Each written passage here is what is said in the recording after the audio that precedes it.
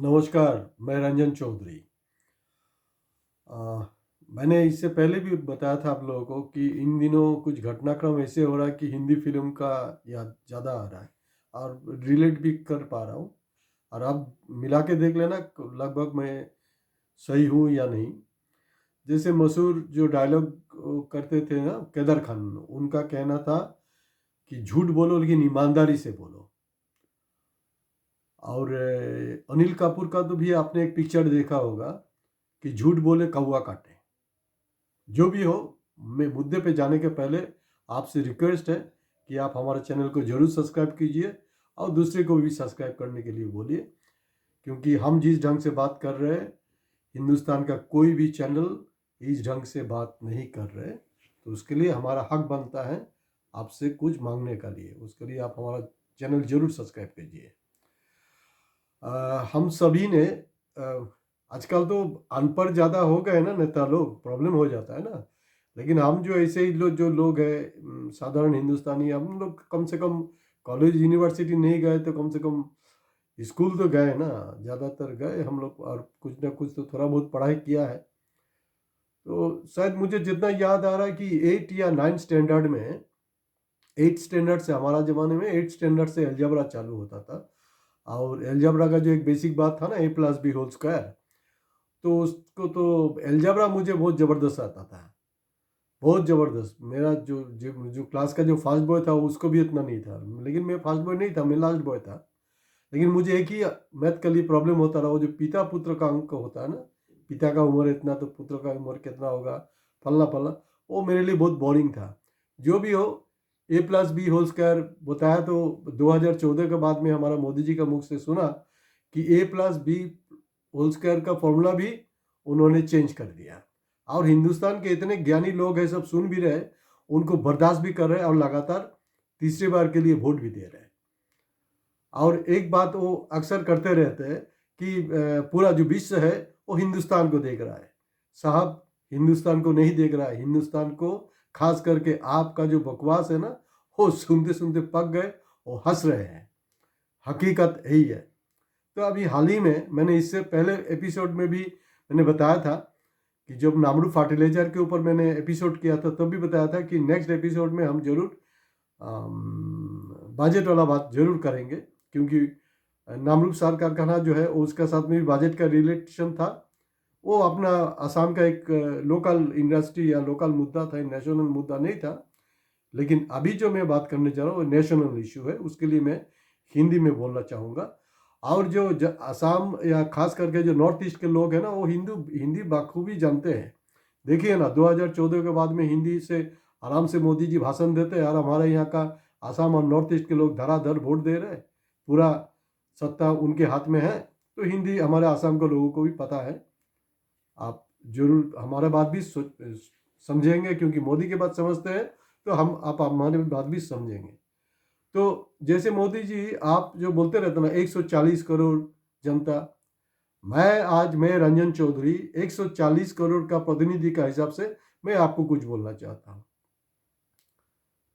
वो जो झूठ बोले कौवा काटे ना, कौवा काटेगा कैसे आपका? आप 24/7 इतना इतना झूठ बोलते हो कि आपको कौवा काटेगा कैसे? आप जहाँ जहाँ जहाँ से भी गुजरते हो, उसका आसमान से पाताल तक इतना टाइट सिक्योरिटी है, कौवा वहाँ में भेड़ ही नहीं सकता है। इंसान तो छोड़ो, कौवा भी नहीं बैठ सकता है। तो एक तो कहावत है ना कि झूठ बात बोलो तो उस समय में कौवा भी कुछ साउंड करता है। साउंड करने का उपाय नहीं है।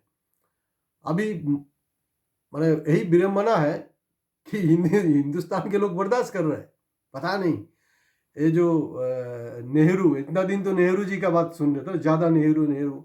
और अभी अभी बजट में उनको और इलेक्शन कैंपेन में सुनने में आया कि वो नेहरू और इंदिरा जी दोनों का बात कर रहा है। मतलब नेहरू जी और इंदिरा जी का ज़माने में अगर किसी ने 12 लाख रुपया कमाया तो उनको 10 लाख रुपया टैक्स भरना पड़ता था। अरे बाबा, थोड़ा तो कुछ शर्म कीजिए आप। माने इतना बेहुदा बात क्यों कर रहे हैं? थोड़ा ढंग से तो करिए। आप हमारा प्राइम मिनिस्टर है भाई, इंडिया जैसा मुल्क का प्राइम मिनिस्टर है। और आज का जो नौजवान है, न्यू जनरेशन जो है, वो तो मेरा बात उतना विश्वास करे या ना करे, पेपर भी उतना नहीं पढ़ते हैं। हालांकि मैं पेपर उतना ज़्यादा पढ़ने के लिए उत्साहित भी नहीं करता हूँ, क्योंकि ज़्यादातर पेपर भी बिक चुका है। गूगल में सर्च कीजिए मैं जो बात कर रहा हूँ। नेहरू का ज़माने में जो जो सर्विस होल्डर है ना, IAS IPS ऑफिसर, जो हाईएस्ट पेड होता है हर समय में, वो नेहरू जी की हो चाहे इंदिरा जी हो, आप गूगल सर्च करके लिखा ली चेक कर लीजिए, क्योंकि मुझे फिगर बोलने की जरूरत नहीं है, क्योंकि आपको विश्वास नहीं भी हो सकता है, क्योंकि आपका दिमाग जो है, दिमाग में लास्ट 11 साल में इतना ज़्यादा गोबर डाल दिया गया है, आपका दिमाग काम नहीं कर रहा है। गूगल चेक कीजिए, क्योंकि आप जो है बहुत ज़्यादा गूगल में विश्वास करते हैं। तो गूगल में चेक कीजिए कि उन दिनों एक IAS और IPS ऑफिसर का सालाना कमाई कितना था। क्या मजाक कर रहे हैं आप? IAS IPS तो सबसे हाईएस्ट पेमेंट होता है ना, उसके बाद तो नीचे आता है। इंदिरा जी का टाइम में कितना होता रहा?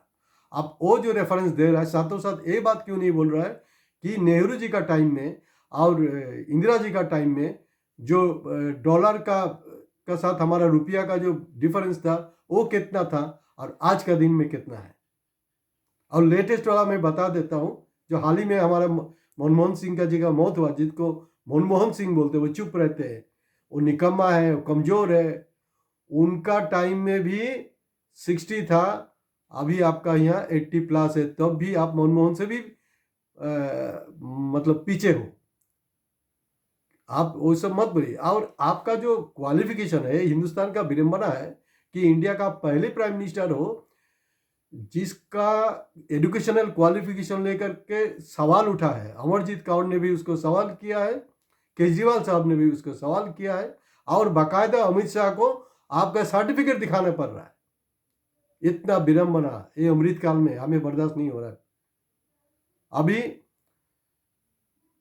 जो एक बैंक, मेरा एक मतलब मेरा एक वेल विशर है, बहुत पुराने में मेरे बहुत पुराने उनके साथ रिलेशन है, उनसे मैं आज सुबह ये वीडियो करने का पहले, क्योंकि मेरा तो कॉमन सेंस बोल रहा है कि आप बकवास कर रहे हो, फिर भी मैंने क्रॉस चेक किया। क्रॉस चेक यही किया कि उन्होंने बताया कि उन्होंने 1972 में बैंक में ज्वाइन किया था। तो अभी आप चेक करो, क्योंकि फिगर मैं बोलने वाला नहीं हूँ। 1972 में एक वहाँ का क्लार्क को कितना मिलता रहा, मतलब जिसको आप आज का दिन में मिडिल क्लास बोल रहे हो ना। और एक इनकम टैक्स कंसल्टेंट है, एक चार्टर अकाउंटेंट है, अच्छे मतलब अच्छा खासा अकाउंटेंट है, मैंने उनको भी व्हाट्सएप किया, तो उन्होंने उसको ठीक से रिप्लाई नहीं दिया। बोले नहीं, उस समय का स्लैब मुझे मालूम नहीं है। भाई आपका तो बटन दबाने से आपके साथ फटाफट आ जाएगा। लेकिन यही बकवास अगर आज का दिन में राहुल जी करते थे, तब तो आप उसका 10 पन्ना लीक करके वो जो इनकम टैक्स कंसल्टेंट है मुझे भेजता रहा। लेकिन क्योंकि इसमें ऑकवर्ड पोजीशन में है, वो कुछ नहीं लग रहा है। लेकिन आपका सगा हो, खुद का आदमी हो, अगर कुछ गलत बोल रहा है, झूठ बोल रहा है, उसको भी क्रिटिसाइज करने के लिए आप हिम्मत रखिए। ये जो अंधभक्त होके रखा है ना, और अभी तो आने वाला हिंदुस्तान क्या होने वाला है कि हिंदुस्तान के जो लोग हैं ना, लोग जो है वो मतलब कोई भी नेता का एक भी बात विश्वास नहीं करेगा, और सिर्फ कौन सरकार कौन दल ज़्यादा से ज़्यादा सब्सिडी देगा, लाभार्थी बनाएगा, उसके ऊपर डिपेंडेंट रहेगा, और उसी तरह से वो लूटते रहेंगे, राज करेंगे, और आखिर में जाकर के श्रीलंका जैसा हाल हो जाएगा।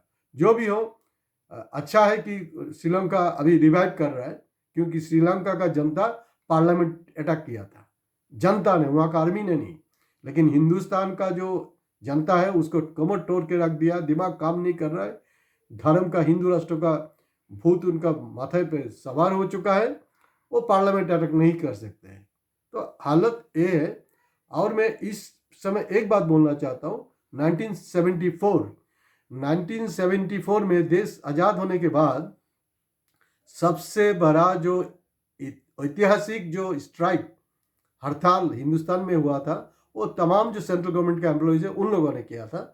लेकिन वो जो स्ट्राइक है, उस स्ट्राइक में देखा गया अलग अलग फ्रैक्स जो सेगमेंट है वो धीरे धीरे स्ट्राइक से निकलते गए। लेकिन जो रेलवे का जो मजदूर है, रेलवे का मजदूर, वो उसको कंटिन्यू रखा, और एज ए रिजल्ट उस समय एक रेलवे मजदूर का जो तनख्वाह है वो 100 रुपया का लगभग था और इससे भी खराब था। और तभी वो टर्निंग पॉइंट है 1974 के बाद कि हर 10 साल हर 5 साल में ये जो रिवीजन हो रहा है, रिवीजन हो करके आज में इस पोजीशन में पहुंचा है। और उससे भी बड़ी बात है, चलो मान लिया 12 लाख आला। अभी जो 12 लाख का कहानी है, आप मुझे बताओ कि 140 करोड़ में ना सिर्फ 4% लोग 12 लाख रुपया कमाते हैं, सिर्फ 4%। और उसका सेगमेंट अगर अलग कर दो, आपको तो लगेगा नहीं बहुत फुर्ती है, चलो हमारा तो 12 लाख का नीचे है। नहीं, आपको तो वो सीधा थप्पड़ नहीं मारेगा ना, वो घुमा के थप्पड़ मारने वाले हैं, मार रहे हैं, लेकिन आपको वो थप्पड़ का जो गूंज है ना, वो थप्पड़ का गूंज आपको सुनाई नहीं दे रहा है। वो दिलीप कुमार को शायद तो कोई डायलॉग बोल रहा था, वो आजकल गोदी वाला हो गया, कोई एक्टर था अनुपम खेर, कि ये थप्पड़ इसका गूंज तुम्हें सुनाई देगा। उस पिक्चर बहुत ज़बरदस्त हिट था, याद नहीं है, लेकिन हमारे लोगों को इतना थप्पड़ मार रहा है ना। अभी ये जो 12 लाख वाला कहानी है, 12 लाख में भी उसमें भी अलग अलग स्लैब है कि 4 लाख 8 लाख का बाद में कितना, मतलब आप 12 लाख क्रॉस कर लिया ना, 12 लाख 100 रुपया कमाई कर लिया, तो 12 लाख 100 रुपया कमाई करने के बाद में आपका बैक स्लैब से काउंटिंग चालू हो जाएगा। ठीक है, चलो जिसका 12 लाख कमाई है उसके लिए मुझे चिंता नहीं करना है, लेकिन जो लाभार्थी है, जो सो कॉल्ड मिडिल क्लास है, उनका तो कान पकड़ पकड़ के बाजार में जो आप सामान खरीदोगे ना, वो जीएसटी के नाम पर, अलग अलग टैक्स के नाम पर वो आपसे वो नोच लेंगे। तब क्या होगा? तब क्या होगा? हमें वो सब नहीं चाहिए था, हमें चाहिए था कि प्राइस कंट्रोल हो। और आपने क्या किया? आपने यूक्रेन का युद्ध का टाइम में इतना माने बकवास है आप कि वहाँ से सस्ते रेट में क्रूड ऑयल लिया, लेकिन हिंदुस्तान में जो तेल है उसका रेट आपने कमती नहीं किया। ये है आपका विश्व गुरु बनने का मतलब आप तो सुधरने वाले नहीं है, आप सुधरोगे नहीं, लेकिन आप हमारे हिंदुस्तान को बर्बाद करके छोड़ोगे, करोगे, और करना भी चाहिए, क्योंकि हिंदुस्तान के लोग अपने आप को बहुत ज़्यादा ज्ञानी समझ रहे हैं। ये राहुल जी का प्रॉब्लम नहीं है, मेरा प्रॉब्लम नहीं है, ये अपोजिशन का प्रॉब्लम नहीं है। आप भाई इंडिया जागो, भाई इंडिया जागो। मैं दोबारा रिक्वेस्ट कर रहा हूँ, जागिए आप, नहीं तो आपको भगवान राम जी भी आने से, शिव जी भी आने से कोई भी बचा नहीं पाएगा। तो आज यहीं पर समाप्त करता हूँ। आप हमारा चैनल जरूर सब्सक्राइब कीजिएगा। नमस्कार।